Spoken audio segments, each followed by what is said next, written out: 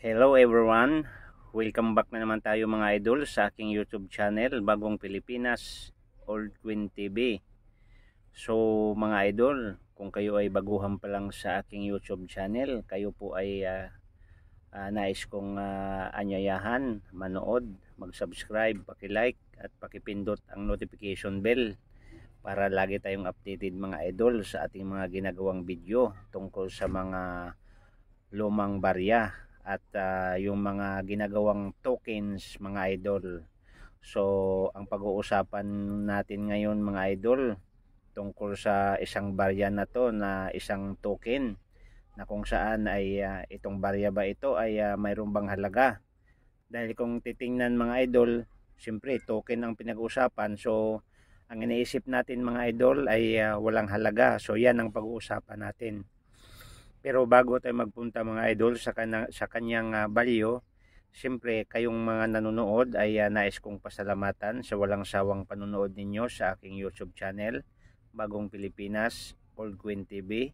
Shout out sa inyong lahat and welcome sa ating YouTube channel. Ako po ay nagpapasalamat sa lahat ng mga taga-subaybay sa ating Old Queens, no?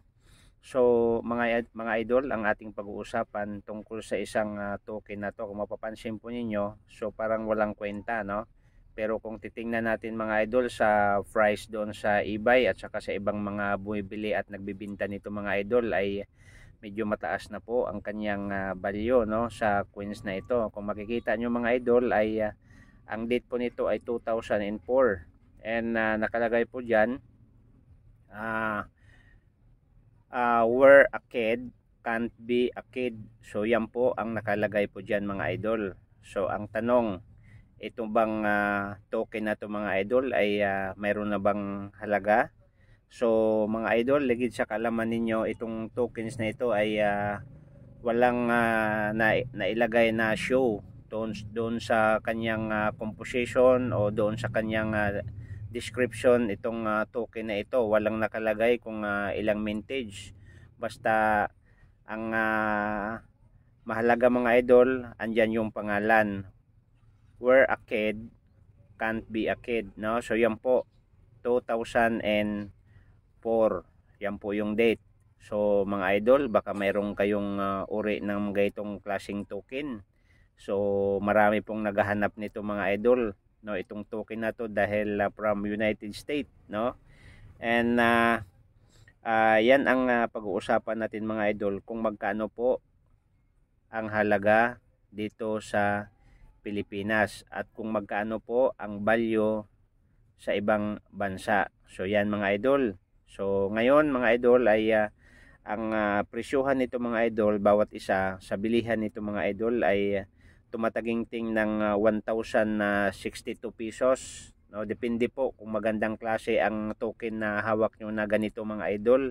At higit sa lahat, binibili po ito at binibinta ng 845 pesos mga idol.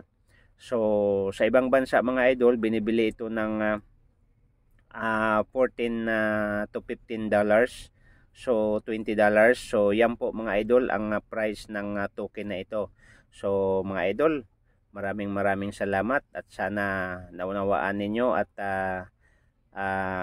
nakikita ninyo ang token na ito, na ang akala natin mga idol ay walang halaga. Pero sa ngayon, at least kung kayo po ay nakapanood sa video ito, ay at least mayroon tayong information about sa coins na ito na mayroon palang value. Ulitin ko, ang price nito sa Pilipinas ay 845 to 1,062 pesos per each mga idol. Kaya nga, so maraming salamat at shout out uli sa inyong lahat sa walang sawang pagsubaybay sa ating YouTube channel. Thank you so much, and next video mga idol.